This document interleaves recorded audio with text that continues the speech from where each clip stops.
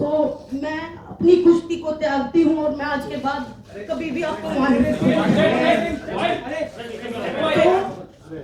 बस सभी देशवासियों को धन्यवाद जिन्होंने आज तक इतना मेरा सपोर्ट किया और मुझे इस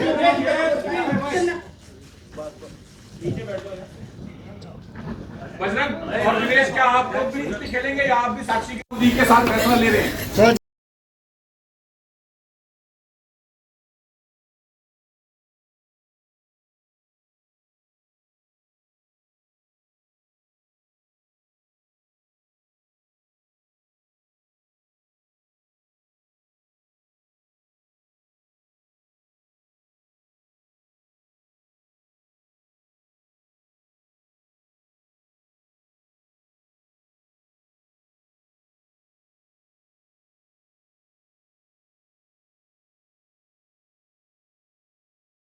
अंत में हम तो 40 दिन सोए रोड पे, लेकिन मैं सभी तमाम देशवासी जो भी हमारे प्रोटेस्ट में आए, दूर दूर से आए, बूढ़ी महिलाएं आई, बहुत सारे लोग ऐसे आए जिनके पास खाने कमाने के लिए नहीं है, फिर भी हमें सपोर्ट करने आए। हम नहीं जीत पाए पर आप लोगों का बहुत बहुत धन्यवाद। और एक बात और कहना चाहूंगी कि लड़ाई लड़ी, पूरे दिल से लड़ी, लेकिन अगर प्रेसिडेंट ब्रिजभूषण जैसे आदमी जैसा ही रहता है, वो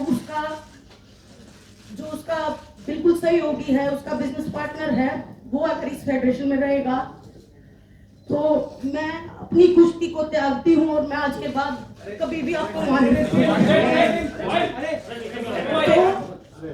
बस सभी देशवासियों को धन्यवाद जिन्होंने आज तक इतना मेरा सपोर्ट किया और मुझे इस बजरंग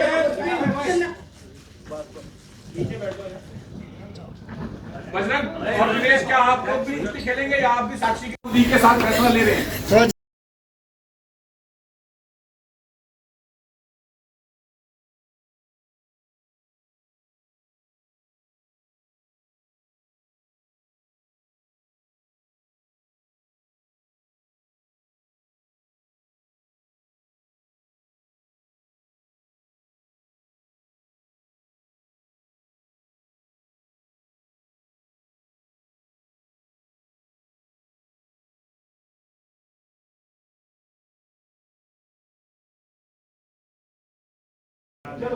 सबसे पहले तो आप सभी को नमस्ते, राम राम, धन्यवाद आप लोग यहाँ पे आए हैं। पूरा देश जानना चाहता है कि भाई खिलाड़ी इतने दिन चुप क्यों थे। आज चुनाव था, आप सबको पता है। आप जब हम जनवरी में आए थे तो पूरा प्रकरण आप लोगों ने देखा था। उसके बाद ओवरसाइट कमेटी बनाई गई, उसमें जो ओवरसाइट कमेटी में 18-20 लड़कियों ने बयान दिए थे अपने। उसके बाद खेल मंत्री जी ने ऑन कैमरा बोला था, मीडिया के सामने बोला था कि ब्रिजभूषण और उससे जुड़ा हुआ कोई भी इंसान WFI में नहीं आएगा। लेकिन आज दुर्भाग्य है, हमने दोबारा उसमें कमेटी 21 दिन वेट किया, 2 महीने वेट किया, 3 महीने वेट किया, कुछ नहीं हुआ। हमने दोबारा प्रोटेस्ट चालू किया, वो भी आप लोगों ने खूब देखा, पूरे देश ने देखा। हम सिर्फ सच्चाई की लड़ाई लड़ रहे थे, हम बहन बेटियों की लड़ाई लड़ रहे थे। जो उनके साथ शोषण हो रहा था उसकी लड़ाई लड़ रहे थे। नहीं तो हम भी एक्टिव खिलाड़ी थे, हम भी देश के लिए मेडल जीत रहे थे। बहुत सारे लोग बोल रहे कि ये तो खत्म हो चुके थे। करंट में 2022 में जब कॉमनवेल्थ गेम्स में गोल्ड आया था 3 का, उसके बाद वर्ल्ड चैंपियनशिप में कितने मेडल आए पर देश में देख लीजिए। उसके बाद दोनों का, मेरा और विनेश का वर्ल्ड चैंपियनशिप में मेडल आया था। तो मुझे नहीं लगता कि भाई बेटियों को न्याय मिलेगा, क्योंकि जिस हिसाब से पूरे तंत्र ने काम किया है, बेटियों को तोड़ने का काम अभी भी चल रहा है। आज WFI के चुनाव देख लिया आपने, उसी का आदमी बना है। उसके बावजूद जब खेल मंत्री जी के सामने 15-20 लड़कियों ने अपनी आप बीती बताई थी, आज 6 लड़कियां में भी तोड़ने पे पूरा जोर लगाया जा रहा है। आज तो WFI के चुनाव में किया है, धीरे धीरे उसको कोर्ट से भी बरी करवा देंगे, मुझे लग रहा है जो। लेकिन फिर भी हमें भरोसा है न्यायपालिका पर, क्योंकि मुझे लगता है कि जो हमारे देश में न्याय बचा है वो सिर्फ न्यायपालिका में ही बचा है। तो हमें अब भी उससे उम्मीद है, माननीय सुप्रीम कोर्ट से, माननीय दिल्ली हाई कोर्ट से। तो हमें लगता है कि हमें जो बहन बेटियों को जो न्याय की लड़ाई है, जो आने वाली जो हमारी पीढ़ी है ना, हमने जो लड़ाई लड़ी, मुझे लगता है कि आने वाली 1-2 पीढ़ियों को और लड़नी पड़ेगी। जितने हमने अपने दम में, जितना हमारे में दम था, हमने वो लड़ाई लड़ी है। लेकिन जो सरकार ने हमारे से वादा किया था ना, उस पर सरकार खड़ा नहीं हो पाई। बड़े दुख के साथ कहना पड़ रहा है ये आज कि हमारी बेटियों को न्याय, मुझे नहीं लगता कि 1-2 पीढ़ी के जो आप आने वाली पीढ़ी है, उनको भी लड़ाई लड़नी पड़ेगी, जब भी न्याय हो सकता है। सभी को नमस्कार। बहुत साल लगे ये हिम्मत बनाने के लिए, इस फेडरेशन के जो प्रेसिडेंट हैं उनके खिलाफ लड़ाई लड़ने के लिए हमें बहुत साल लगे कि हिम्मत बनाई और हमने ये प्रोटेस्ट किया।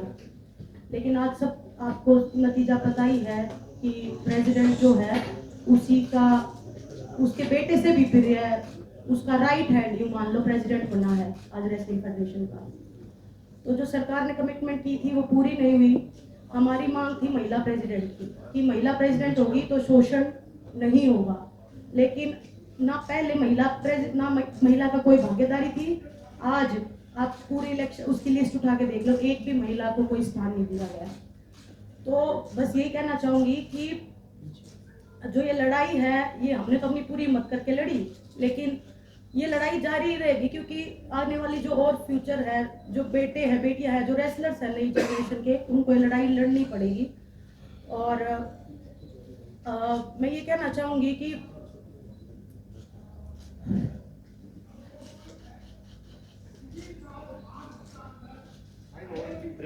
आप सबको पता है कि हम जैन में आए थे, लेकिन मैं एक बात आपको बताना चाहती हूँ कि हमने जब हर तरीके से कोशिश कर ली थी, उसके बाद हम दिल्ली की सड़कों पे आके बैठे थे। सबसे पहले हम गृह मंत्री जी से मिले थे, मैं और बजरंग गए थे मिलने के लिए। हमने उनको इस बारे में बिल्कुल अवगत कराया था, क्लियरली हमने नाम लेके लड़कियों का बताया था कि किसके साथ में क्या क्या हुआ है। प्लीज़ आप इसको देखिए और प्लीज़ हमारी रेसलिंग को आप बचा लीजिए, क्योंकि अभी अंत हो रहा है। उन्होंने हमें बोला था कि 30-40 दिन का टाइम मुझे दीजिए, उसके बाद में मैं करता हूँ और आप निश्चिंत रहिए, हम जरूर इसमें कुछ करेंगे। 3-4 महीने वेट करने के बाद में हम जंतर मंतर पे आए थे, हमने लड़ाई लड़ी थी, जो आप सब देख रहे हो, पूरे देश को पता है। आज जो फेडरेशन का जो अध्यक्ष बना है संजय सिंह, स्टार्टिंग से वो लोग बोल रहे थे कि हम बनेंगे, हमें पता थी, उसकी पावर पता है, उसका पोजीशन पता है। लेकिन दुख होता है कि देश में ऐसे लोगों को स्थान मिल रहा है, पद मिल रहा है। ब्रजभूषण का राइट हैंड है, उसके बेटे से भी ज़्यादा खास है, उसको प्रेसिडेंट में आना मतलब आने वाली लड़कियों का जो भविष्य है, उनको फिर से शोषण का शिकार होना पड़ेगा। और जो चीज़ें पर्दे के पीछे होती आई हैं वो अब खुले में होगा। और दुख होता है हमें इस बात का कि हम इतनी लड़ाई लड़के भी हम कोई सुधार नहीं कर पाए हमारी रेसलिंग में। आने वाले बच्चों के भविष्य के लिए जो हम लड़ाई लड़ रहे थे, उसमें हम कामयाब नहीं हो पाए। हमें नहीं पता हमारे देश में न्याय कैसे मिलता है। सड़क से लेके रेसलिंग मैट से लेके बंद कमरों से लेके हमने हर किसी को अपनी बात बताई है। ऐसा नहीं है कि हम सीधा सड़क के ऊपर आ गए, हमने हर तरीके से कोशिश की है। जो स्पोर्ट्स मिनिस्ट्री है, हमने उनको क्लियरली बताया है कि ऐसे ऐसे हो रहा है, प्लीज आप कुछ करिए।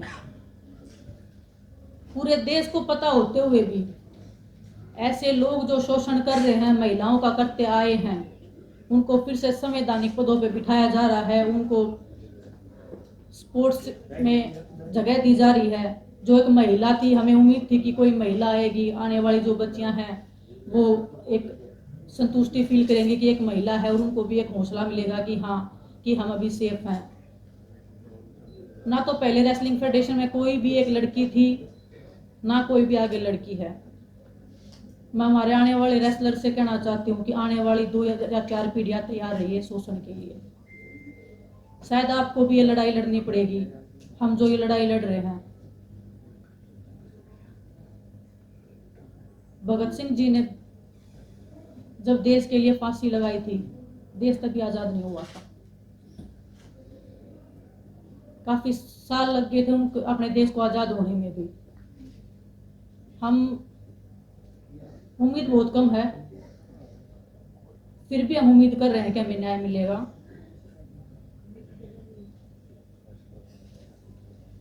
लेकिन बड़ी दुख की बात आज हमारे रेसलिंग का जो भविष्य है वो अंधकार में है।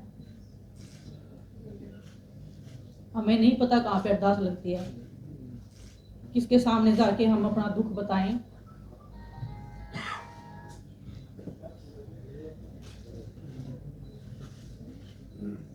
आज आप सबके सामने आए हैं, हम ट्रेनिंग कर रहे हैं, फिर भी हम बैठे हैं यहाँ पे, फिर भी हम लड़ाई लड़ रहे हैं।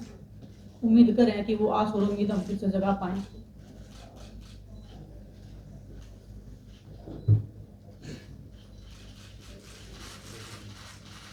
मैं आपको बताऊं, सरकार से ना तो हमारी पहले लड़ाई थी, ना हमारी आज लड़ाई। हम एक व्यक्तिगत आदमी के खिलाफ लड़ रहे थे जो बच्चियों का, लड़कियों का शोषण कर रहा था, बहन बेटियों का। उसने अपनी पावर से हर तरीके से, कभी उसको राजनीति मोड़ दिया, कभी जातिवाद का मोड़ दिया, कभी उसने हरियाणा यूपी का मोड़ दिया, क्योंकि उसके पास पावर है। और वो आप सबने देख ली, हमने भी देख ली। जो हमारे से जितने भी लोग जुड़ रहे हैं प्रोटेस्ट से, चाहे वो हमारे कोचिज हैं, चाहे वो हमारे खिलाड़ी हैं, चाहे उसमें हम हैं, किसी का भी अब आगे भविष्य सेफ नहीं है। किसी के साथ भी कोई भी घटना, चाहे वो कार एक्सीडेंट लगा लीजिए, चाहे वो कोई भी A to Z कैसे भी आरोप लगा लीजिए, वो लगने शुरू हो जाएंगे आगे। क्योंकि हम सब ने, पूरे देश ने उसकी पावर का, उसका जो तंत्र है, जो काम कर रहा है उसके पीछे, वो सब ने देख लिया है। जिस तरीके से वो लोगों में अपना भ्रम फैला रहे हैं, लोगों को तोड़ने की।